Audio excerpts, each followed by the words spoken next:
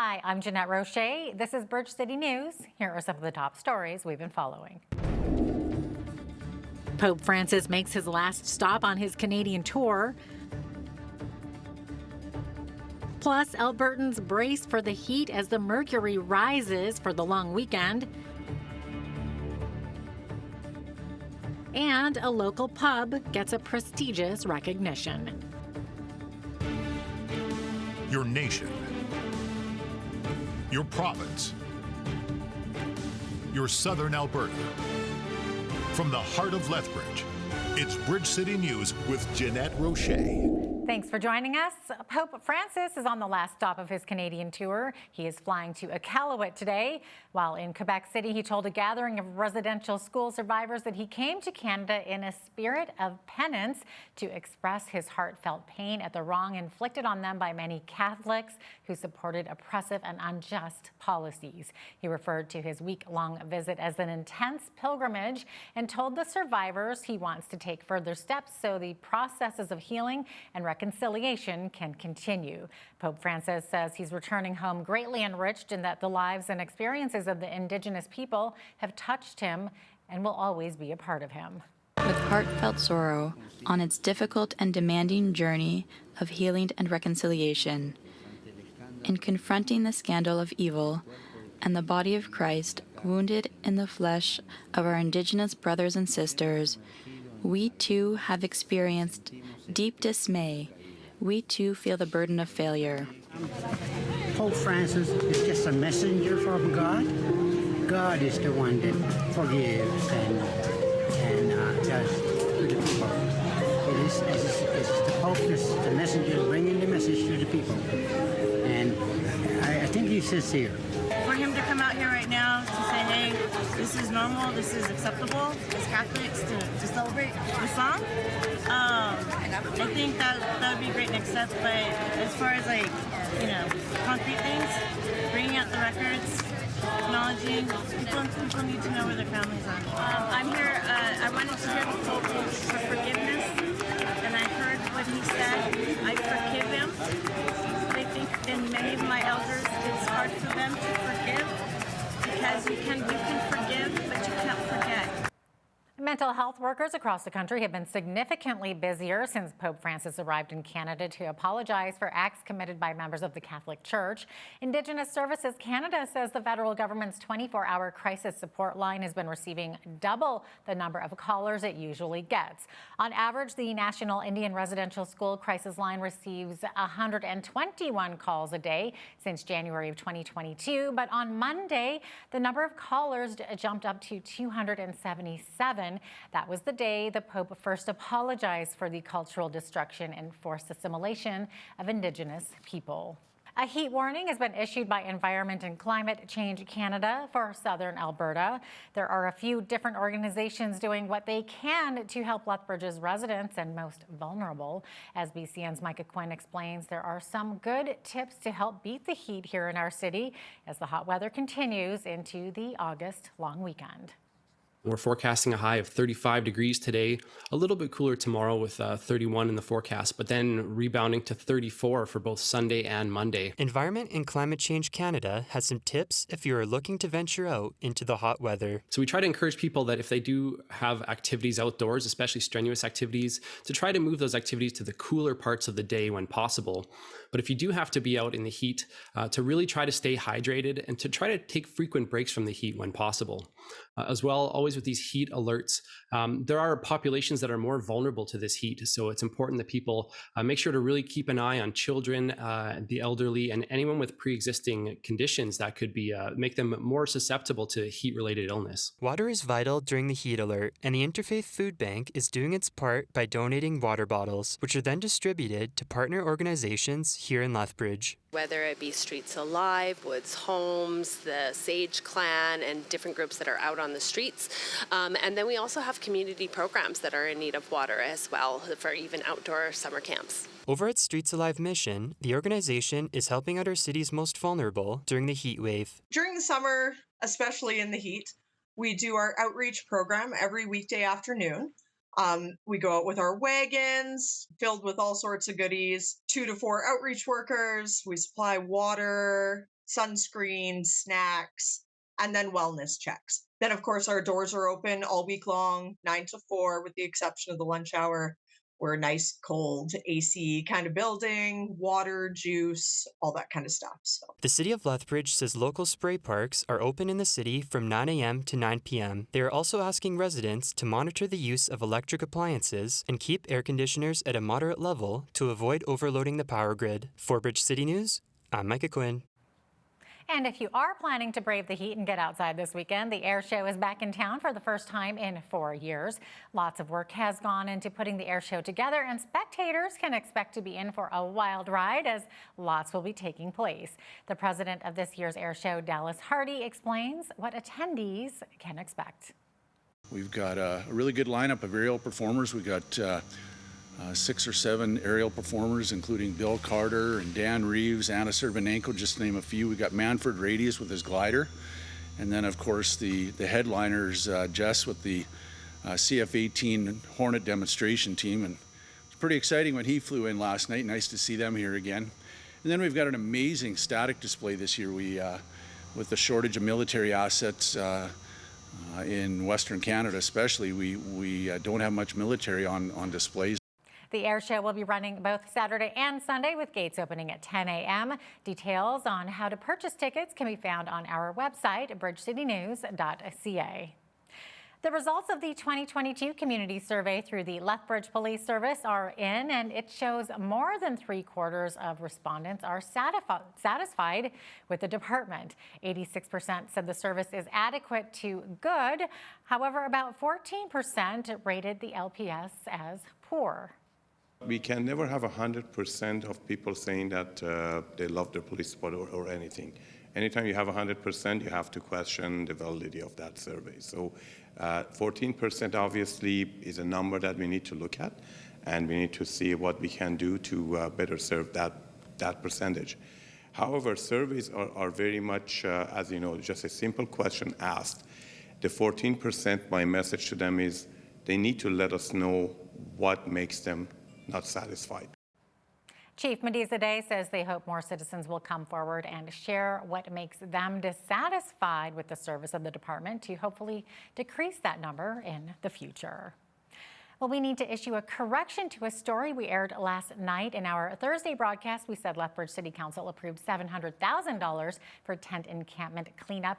Council at Tuesday's meeting, in fact, approved $230,000 in one-time funding from corporate budget contingencies to assist in the administrative and policing funding shortfalls to expedite compassionate cleanup at encampments.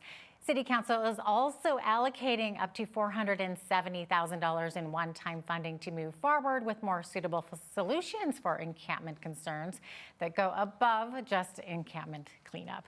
Meanwhile, the number of tents popping up at those encampment sites appear to be multiplying. While many residents in and out of the site are upset at the city's handling of the situation, one homeless man says a bigger part of the problem is the lack of resources available, especially to single males. You're a single man, you don't qualify for affordable housing. You don't qualify. You qualify for detox, you qualify for treatment, you qualify for the shelter.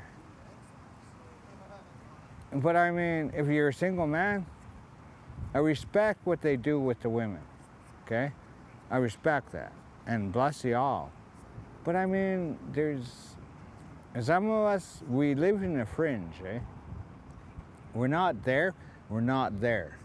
We're just stuck. For the second time this week, United Conservative Party leadership hopeful Travis Taves visited Lethbridge Thursday evening. A family-oriented rally was held at the Rocky Mountain Turf Club, complete with barbecue and activities for kids. Shortly after a smudging ceremony, Taves told BCN he plans to promote Alberta's low-emissions fertilizer amid the federal government's proposal to cut fertilizer emissions by 30%. We're world leaders in technology adoption. We're world leaders in employing technology to be more efficient with our crop inputs, including fertilizer. So the emissions intensity of our crop production has actually come down over the years. That's the reality. And right now there's every economic incentive to be most efficient with fertilizer use. And here's the last point. Right now we've got a globe, a world that needs more responsibly produced Alberta agriculture products. We need to do everything to encourage production, not diminish it. UCP leadership candidate Danielle Smith has a few new shining endorsements from Alberta MLAs. Lethbridge East MLA Nathan Newdorf has thrown his support behind Smith to replace Jason Kenney as premier and leader of the party. Smith said at the first UCP leadership debate on Wednesday in Medicine Hat that she has also received support from Pat Rain, the MLA for Lesser Slave Lake, Alberta. And I must say what I appreciated most about Pat Rain and Nathan Newdorf is Pat said, you know, I like Travis. And Nathan Newdorf said, I like Travis and I like Rebecca. And what I'm hearing from caucus is that they're prepared to endorse more than one leader. And I think that goes to the unity of our caucus. I don't want there to be this impression that if any one of us wins, that's going to alienate the others. I've got really good relationships with about 40 caucus members. I've reached out to almost everyone. I'm still working my way through everybody else who's been together for the last 3 years. They have those pre-established relationships. Bridge City News reached out to the office of Nathan Newdorf for an interview, but we did not hear back before the time of this broadcast. The election results will be announced on October the 6th. Following the UCP leaders debate Wednesday in Medicine Hat, Rebecca Schultz says the best thing for people to focus on when choosing the next leader of the UCP is who can lead the party effectively and win the election over Rachel Notley next year. Schultz says it's all about unity. Unity of our party members, of our grassroots party members, but also our team. And I really felt like I was the only candidate on that stage tonight who talked about how we can build that unity, how we can get that done, and what that will take to move forward into 2023. All 7 candidates will be back on August 30th for their second debate in Edmonton.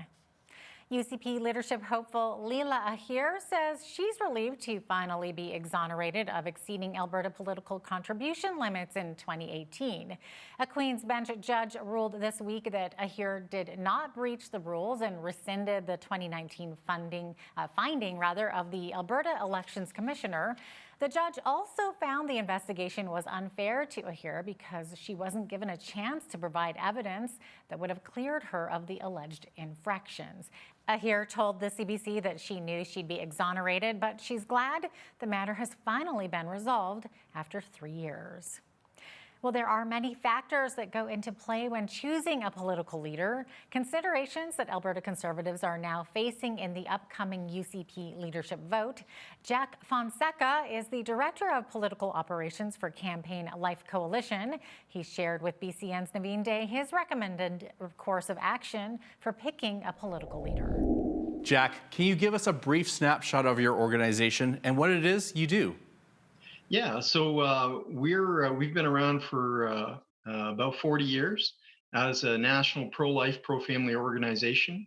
Our primary objective is to elect a pro-life majority in the House of Commons, a majority of pro-life MPs, and to ultimately pass a law restoring legal protection to children in the womb who are killed to the number of 100,000 per year annually in this country.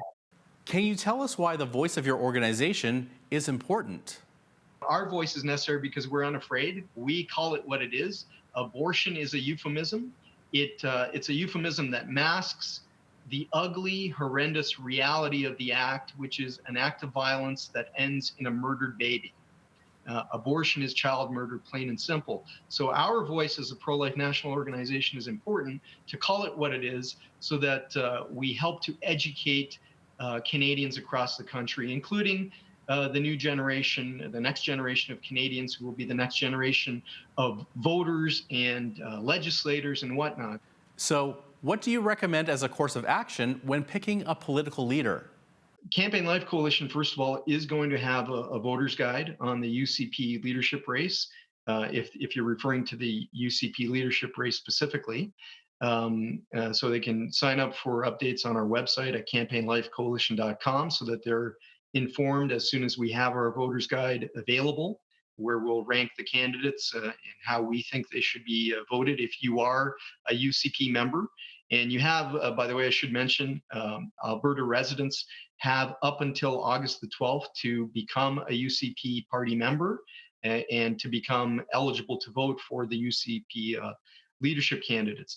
But even generally, just provincial politics and other levels of government, I encourage people to talk to the candidates in whatever election's going on and ask them, where do you stand on the issue of abortion?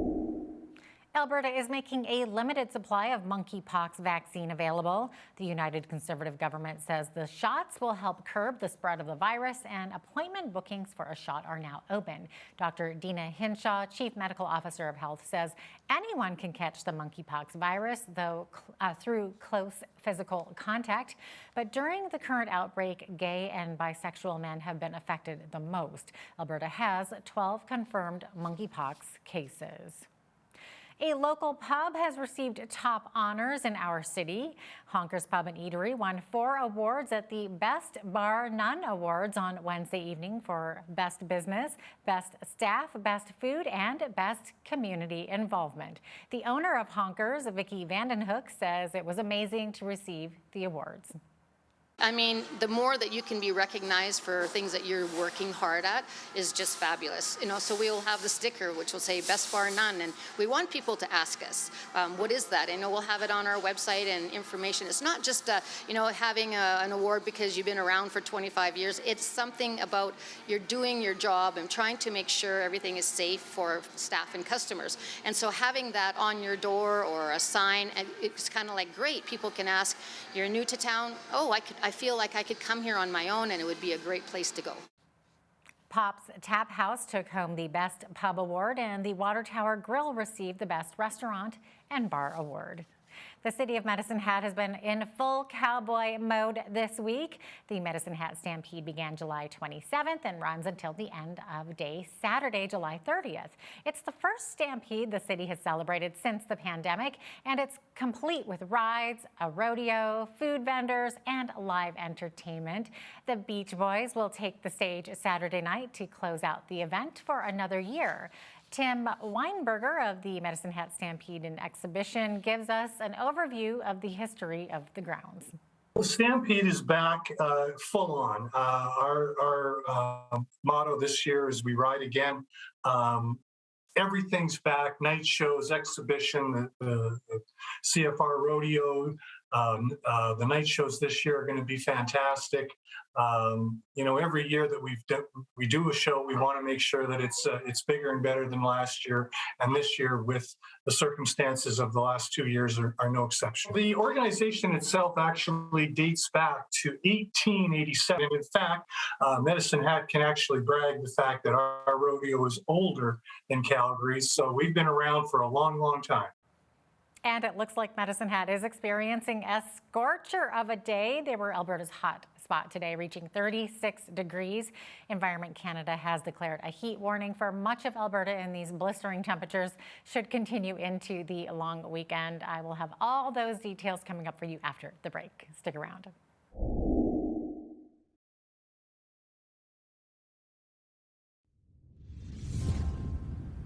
Welcome back. The heat warning still in effect for much of Alberta. Now, there'll be a brief pause from that heat on Saturday, but most of those areas will see that heat return from Sunday through Tuesday. In addition to the heat warning, Lethbridge and region also under a severe thunderstorm watch for this evening. We could see 60% chance of showers tonight with a risk of a thunderstorm. Into Saturday, same thing. We're looking at 60% chance of showers early in the morning. By the afternoon, another 30% a chance of showers. Could see a risk of a thunderstorm as well. It's the buildup of all that humidity. High of 31 on Saturday. Then on a Sunday, we're looking at a high of 34 degrees. Now, Sunday is July 31st. The record was actually only 34.4 on that day back in 1973. So we'll see if we hit a record on Sunday.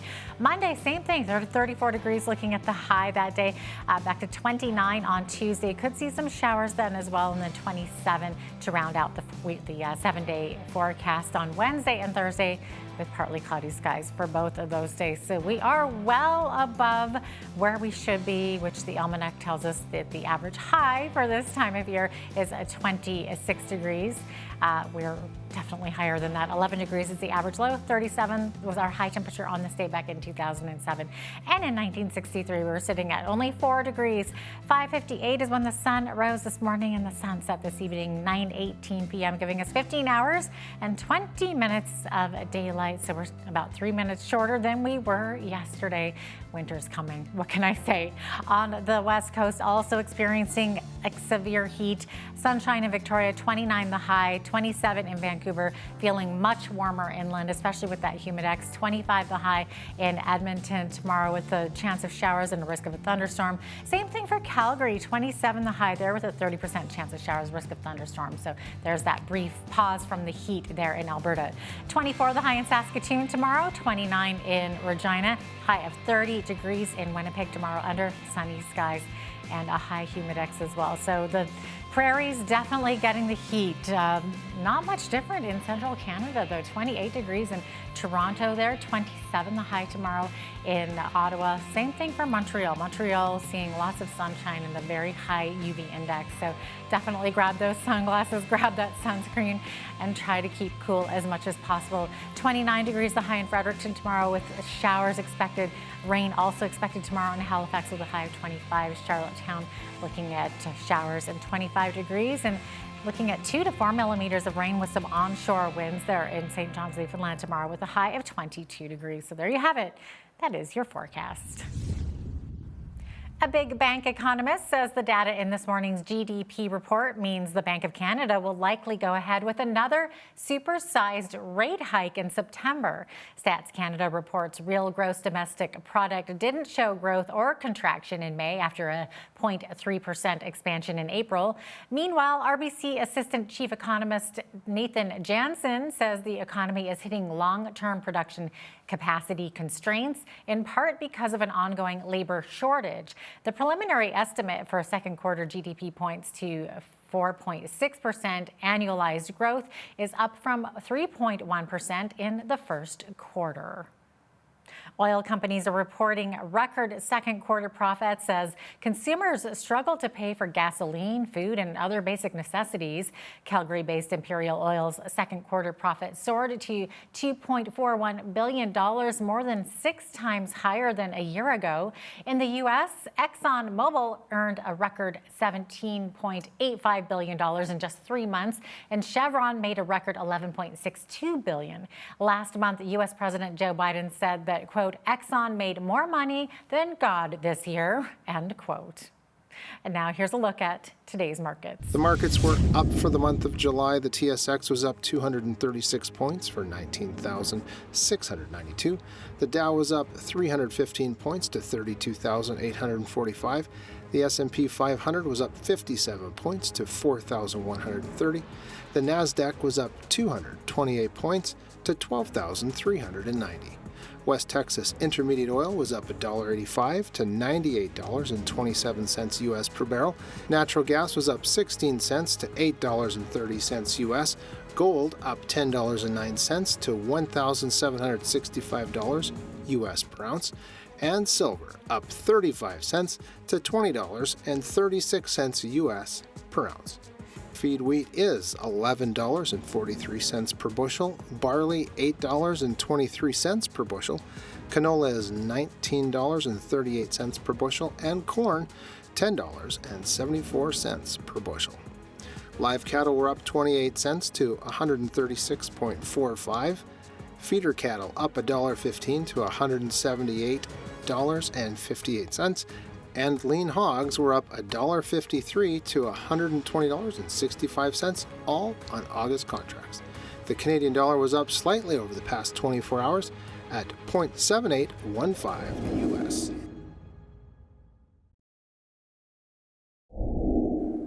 Recapping one of our top stories, Pope Francis has arrived in Nunavut as his tour of Canada draws to a close.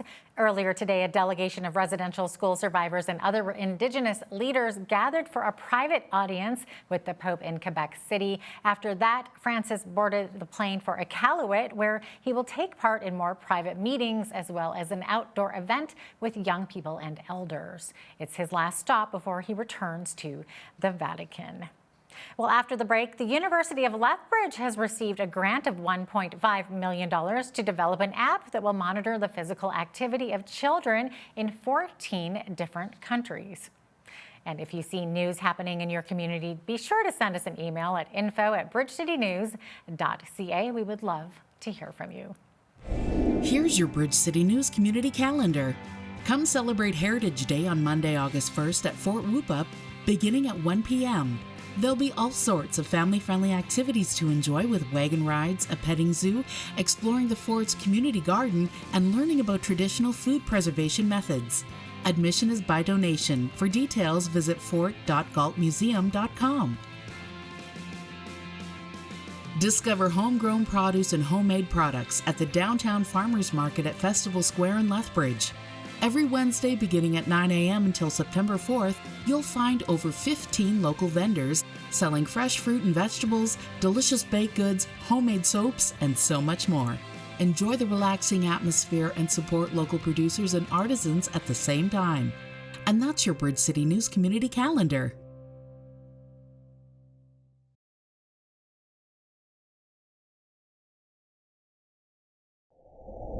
The University of Lethbridge recently announced that a local researcher has received more than $1.5 million in funding for a study comparing physical activity levels amongst children worldwide. Now, the research initiative plans to develop an app-based questionnaire to compare the physical activity levels amongst children across the globe. Richard LaRouche is an assistant professor in the public health program in the Faculty of Health Sciences and is the recipient of this research funding from the Canadian Institutes of Health Research. Dr. Richard LaRouche, thanks so much for joining me today. It's so great to have you on. My pleasure. Okay, so first of all, maybe describe for us what your research is actually looking into. Yeah, so for this project, we want to develop a new questionnaire to assess physical activity in children and youth. And so it's a 14-country study. So we're working with investigators in 13 different countries, ranging from low-income countries to high-income countries like Canada. That's so interesting. What do you expect to find at that? Like, do you think that people in low-income countries are more physically active? I guess that's what your research is going to find out, right? Yeah, that's what the research aims to find out. And one of the key issues with previous research is that physical activity questionnaires have been developed in high-income countries, mostly in the United States, in Europe, and so on. And so they do a good job at measuring the types of physical activity that are most common there. So things like sport participation, physical education, and those sort of things. But they don't necessarily capture as well the physical activity that is more common in developing countries, like things like active play. Sometimes children will even walk long distance to fetch water, or they might care for farm animals, and in doing that, they get some physical activities. So if we don't measure those type of physical activity, it can flood the comparison that we make from one country to another. So interesting. Now, when you hear a sum like $1.5 million, it sounds like an awful lot of money, but we all know that actually it doesn't go that far when it comes to scientific research. So how did this funding come about, and what will your study be able to accomplish because of it? Yes, so to get this funding, we had to apply for a competitive application process to the Canadian Institutes of Health Research. And so we submitted our application in March and received the funding a week or two ago. And so the grant will start officially in October, and about 75% of the grant amount will go towards salaries for research staff and graduate students and so on. How big is your team that's going to be working on this? Yes, so we have a lead investigator in all of the 14 countries, and then in all of the countries, our colleagues will hire research staff to work with them, so that can include project managers, it can include graduate students, and research assistants, and so on. That's amazing. What kind of time frame are we looking at here for your study?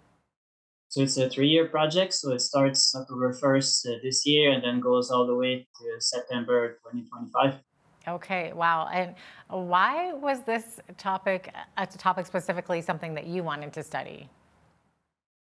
Yeah, so we started working on this project about a year ago, developing the idea, and it came from a previous review of the literature that focused on international studies looking at physical activity in children and youth. And one of the key conclusion of that paper was that we lack a good questionnaire to measure physical activity across countries.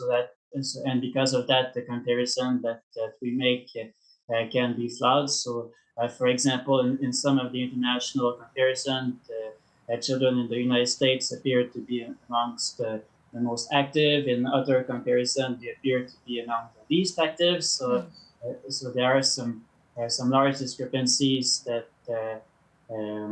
that we need to figure out what's going on there. Absolutely. So you have somebody who's kind of more techie on your team who's going to be the one actually developing this app, right? Yeah. Okay, so tell us, how is this app going to work? What's it going to be called, and what's it exactly going to do when people download it? Yes, so the idea to develop the app is that we think this is a way for younger children to be able to complete the questionnaire, so it can be completed by people with lower literacy levels. And on the app, there will be images of the different kinds of physical activity that we're assessing through the questionnaire to try to make it clearer to participants what we're actually talking about when we say things like light intensity physical activity or moderate intensity physical activity. For us in the fields of physical activity, it is so obvious because that's what we do every day. But for people on the streets, especially kids, that can be difficult to tease out what's the difference between these concepts. So that's why we want to develop the app.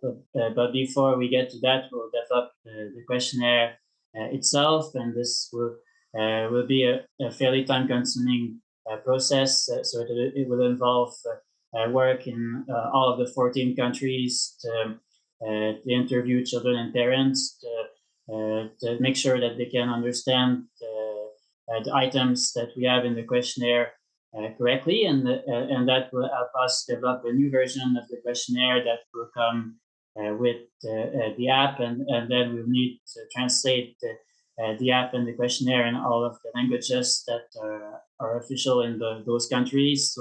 So French will be one in Canada, but there'll be many other languages. Okay, it sounds like a lot of work. So it's basically they download the app, and then is it all just a questionnaire, or is there anything that actually physically monitors what the child is doing in terms of their movement or anything? Yeah, so the questionnaire will be administered through the app, but for the purpose of determining if our questionnaire is valid, we'll also have participants wear a device that we call an accelerometer, and so it looks a bit like a small step counter, but it can actually measure those different intensities of physical activity, and it's what we consider to be the gold standard, if I can use the term for measuring physical activity in people doing their day-to-day things. Okay, so 14 countries, that's a lot. How many participants are you hoping to have respond to this study? So for the main study that we'll be doing towards the end of our project, we're looking at 500 kids in each of the countries, and we want to get representation from children and parents that live in rural and urban areas. So we get a diverse sample for comparison purposes. Definitely diverse. So how how are you hoping to get this app to these people? What's in it for them? How are they going to find out about it? What's in it for them to download it and fill out this questionnaire and monitor their physical activity for you? Yeah, so we're going to recruit participants through schools, and then they will be invited to take part in the project. And there's a modest incentive that we provide for participants. So I guess that's one thing that's in it for them. And at the much broader scope, what we can achieve with this global comparison of physical activity is to be able to learn from one another. So maybe we'll be able to find that some countries do well in some types of physical activity, and so we can learn from what they do well and develop interventions in the future that can help increase physical activity. And so we can do that in Canada, but maybe there are some areas where we actually do a good job in Canada that some countries can learn from us. Definitely. So that sounds like that's what you're kind of hoping to achieve from that study. So what will this information from the study enable you to do in the future? Yeah, so maybe based on the results of the research, it can lead us and also practitioners and policymakers develop interventions to promote physical activity, and maybe develop policies that make it easier for children to be physically active in different settings, whether it's at school or it's outside of school, etc. So are there maybe uncontrollable variables that you may expect to encounter during the study? So for example, if a certain country has 4 seasons, so maybe like weather might play a role in the results of studies in certain countries as opposed to others. Yes, that's a very good point. So there's a large number of variables that we want to collect in addition to the questionnaire data itself, so that we're able to control for them in our statistical analysis. So weather is one of them, and our plan to deal with weather is to collect data across one full year for the main study. So from January to December 2024 is currently the plan. So in Canada, this will cover our 4 season, and in other countries that are closer to the tropic, it will capture the dry season and rainy season and all of that. Very interesting. So you're obviously not alone in this study, as you sort of mentioned before. How many researchers are involved in this? And maybe talk a little bit about the importance of the collaboration. Well, without the collaboration, a project like this will not be possible, period. But for the grant development, I have about 25 collaborators that were involved in writing the grant, and this will probably be multiplied by 4 or something like that for the project, because in all of the countries we will need staff to collect the data, and we won't be sending just one person alone to collect the data in schools. It works better to to manage classrooms if we have a bit more staff. So I'm wondering, because we talked about variables before and like unexpected things like weather. So do you have any concerns about the accuracy of the results? Well, it's tough to say at this point. It's the perfect measure is difficult to find, because the always issues that can affect questionnaires. One of them is what we call social desirability bias in research. So that means presenting yourself in a way that you think will be viewed favorably by the researcher or by the other person that you're interacting with. So that's one possibility, definitely. Is this the largest study that you have to date been taking, have been involved in? It's a collaboration of what, 14 countries you were saying? That sounds pretty large. Yeah, in my experience as a researcher, that's definitely the largest study that I've led. That's amazing. What are the different countries that you're looking at launching the program in? Yes, so in North America, we have Canada and Mexico. In South America, we have Brazil and Colombia. In Europe, we have Spain and Sweden. In Africa, we have Nigeria and Malawi. And in Asia, we have the United Arab Emirates, we have Nepal, we have India, China, and Thailand. And then we have Papua New Guinea in Oceania. We have collaborators there that many of whom have collaborated either with me or with my co-principal investigators for a number of years. So that's part of the reason behind. But we also wanted to have a good mix in terms of country income levels. So we have countries in there that are low, medium, and high income, and also represent all the continents in the world. It's fascinating to collaborate with so many people across the globe for something like this. I wish you all the best with your research. It's an interesting concept to develop an app to monitor physical activity through screen time. I know when I was a kid, the only screen time I got was staring at the screen door, waiting to come in after playing outside all day. That was a long time ago, though. But Dr. Richard LaRouche, thanks so much for joining us today. We really, we wish you well with the study. Yeah, thanks so much for having me.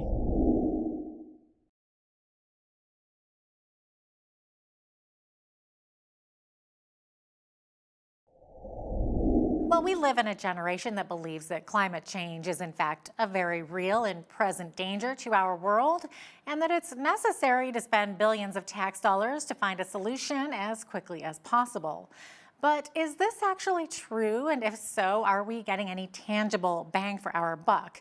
Joining us today from Memphis, Tennessee is Dr. Kel Beisner. He is the national spokesperson for the Cornwall Alliance, which is a conservative Christian public policy group. So glad to have you on today, Kel, once again. Great. Thanks very much. Really good to be with you. Absolutely. So, Kel, you recently wrote an article in townhall.com about an interview with one of the world's top experts on energy, Václav Smil, which was published in New York Times Magazine. So you say that this kind of dashed a bucket of cold water in the face of millions of climate alarmists. So maybe can you give us a brief overview of what happened? Yeah, well, what happened was the reporter went to a great expert hoping to get that expert to say what the reporter wanted him to say. But in fact, the expert just simply refused to do it. Václav Smil is really probably one of the world's top experts on energy, on how we provide energy, how we use energy in our everyday life, how energy is developed and spread around, what are the costs, what are the engineering mechanisms used, all of that stuff. Nobody puts it all together the way Václav Smil does. And so this reporter for the New York Times Magazine contacted him to interview him. And it's actually kind of unusual that Smil even grants an interview. He rarely does. I have a good friend who has an energy blog and an energy podcast who contacted Smil, and Smil wouldn't even do an interview with him. But in this one, perhaps Smil realized, okay, this is with a very, very major media outlet. We'll give it a try. And this reporter basically was trying to get Smil to say, yes, we have this catastrophic problem of climate change facing us, and we absolutely have to switch over rapidly from fossil fuels to wind and solar and other renewables. And Smil just simply refused to do it over and over again. His responses were essentially, look, you're just not being realistic. You're not facing basic facts about where energy comes from, how we take it from its natural form to its useful form. What are the costs of doing that? How long does it take to change an energy infrastructure? And so really it was kind of funny to read this interview, because very clearly the reporter just couldn't get Smeal to say what he wanted him to say. Very interesting indeed. Okay, so obviously this is the mantra that we keep hearing, which is that climate change is presenting an imminent danger to our very existence, and we must act now to save the planet by replacing fossil fuels with renewable green energy sources. So green energy advocates believe that this can be done quickly and without negatively affecting the economy. So how do you see it, Cal? Well, to quote Smeal here from that very interview, he said, people have to realize that this problem is unprecedented because of the numbers, billions of everything, and the pressure of acting rapidly as we never acted before. This doesn't make it hopeless, but it makes it excruciatingly more difficult. Let me give you just one sort of an illustration of that.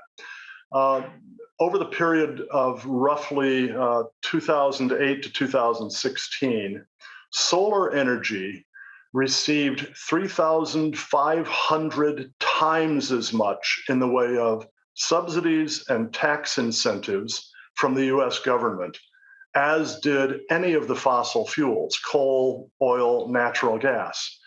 Nevertheless, today, solar provides under 1% of all the electricity generated in the United States, and electricity is only a small part of the total energy used in the United States. So those people who think, oh yeah, we're going to just make enough solar panels, we're going to put up enough wind turbines to replace all the energy we get from coal, oil, and natural gas, they're nuts. Wind and solar together today produce less than 3% of all the energy used in the United States. On a worldwide basis, they produce less than 1% of all the energy used. And fossil fuels provide roughly 85% of all the energy used. Run-of-river hydro in huge dams provides a fair amount. Nuclear provides a fair amount. You put those together with fossil fuels, you're well over 95%, and then you actually have wood and dry dung providing more energy than wind and solar.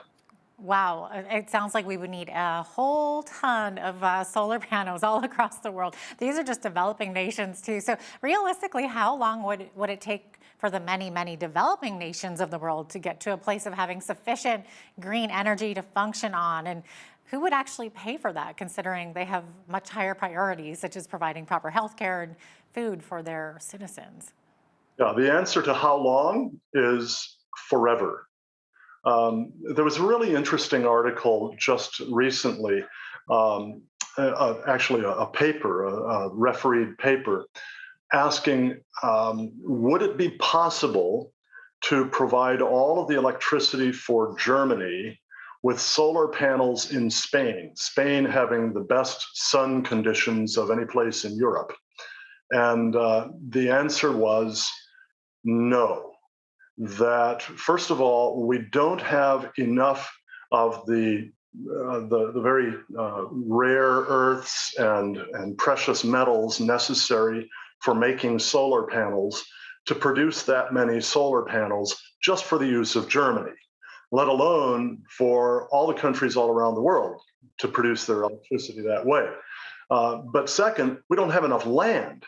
It takes hundreds of times as much land space covered with solar panels to produce the same amount of energy as you need from either as the land needed from using either nuclear or natural gas or coal. And so we just simply don't have that much land available.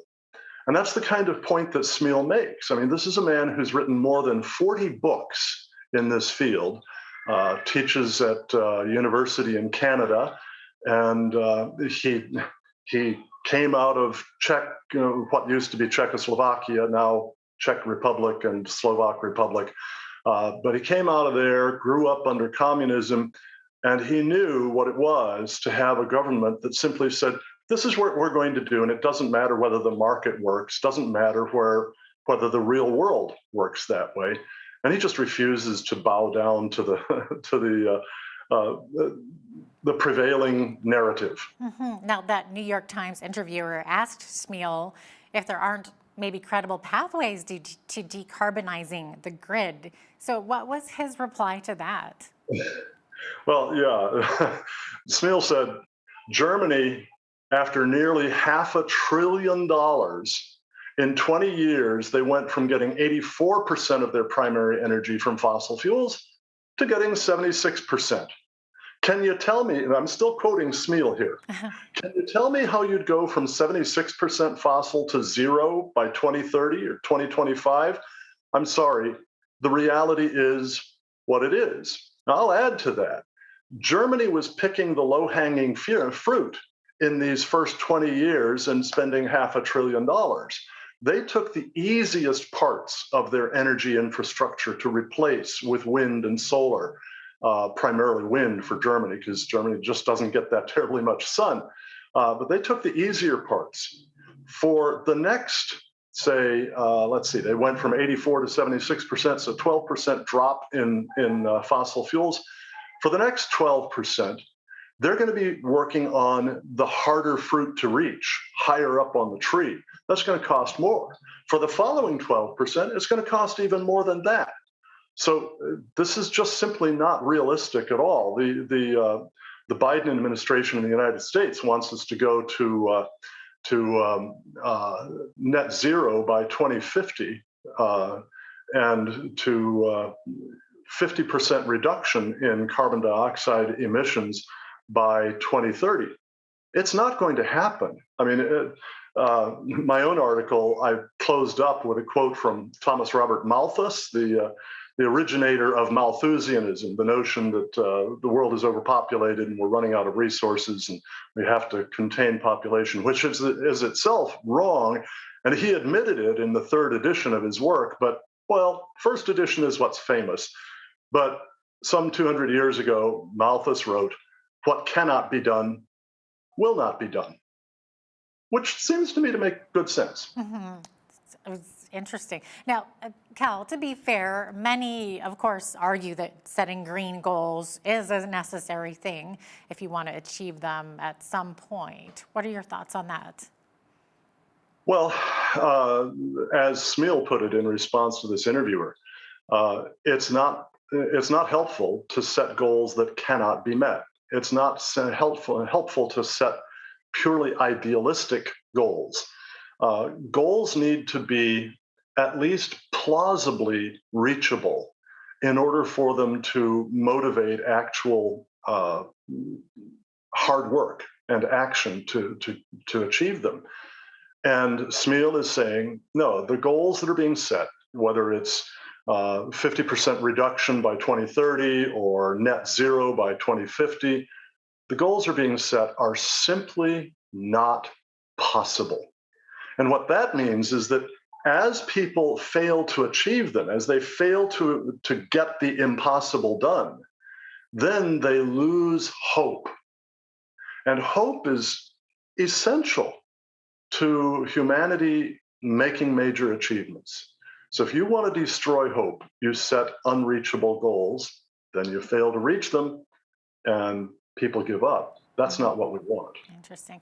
Getting back to Smeal for a moment here, Smeal states that developing countries actually need to increase and not decrease their use of fossil fuels to build their infrastructures, right? So can you explain why you believe that this is the case? Well, in a lot of developing countries, the primary source of energy for the large majority of people is either wood or dried dung. That's especially the case in sub-Saharan Africa, where under 20% of the people have access to electricity. And even those who do have it only on an intermittent basis. It's not reliable, and most can't afford it. So when you've got people using wood and dried dung as their primary energy source, you realize what this means is indoor air pollution from the smoke of the fires over which they cook their food. It means huge problems with respiratory disease and like. The World Health Organization years ago calculated that this is killing between 2 and 4 million people every year. And those places, frankly, You could build the world's dirtiest coal-fired power plant right next to the hut of some family that's been burning wood and dry dung to cook its food and heat the hut overnight. And that family would be much better off from the electricity generated by that plant than it is from the tiny bit of energy that it gets from the wood and dried dung. It would have far less pollution, and it would have all the things that electricity can do for you that mere heat can't. So what really needs to happen is that the developing world has to go from the primitive energy system, which my friend Dr. John Christie, a climatologist who used to be a missionary in Nigeria, I think it was, said the primitive energy system is wood and dried dung carried on the backs of sub-Saharan African women, average 6 to 8 hours per woman per day spent just doing that. We need to go to the modern energy system, which is electricity generated by coal and natural gas or nuclear or even oil generating stations. That cleans their lives and it provides them the energy that is indispensable to their rising and staying out of poverty. My goodness. Okay, so really quickly, looking into the future, where are we going to be 20 years from now? Well, I will probably not still be alive by then, but my guess is that we will still be, the world will still be getting at least 80% of its energy from fossil fuels 20 years from now, unless, of course, the opposition to nuclear dissipates a great deal, in which case nuclear is far and away the safest energy source that we have. And it's the cleanest energy source that we have, with the possible exception of run-of-river hydro. And that could make a difference. The problem is you're going to have a huge change in the attitude of the environmentalist movement toward nuclear to do that. Barring that, fossil fuels are going to continue to be the primary energy source for the world for at least the next 50 or 60 years, probably the next 100 years or more. I guess time will tell. Hopefully you'll be around to see it, as will I, all of us. Okay, that's all the time we have for today. Thanks so much for being with us, Cal. Thank you very much. Have a wonderful afternoon. Dr. Cal Beisner is the national spokesperson for the Cornwall Alliance, a conservative Christian public policy group. I'm Jeanette Roche on behalf of all of us here at Bridge City News. Thanks for watching.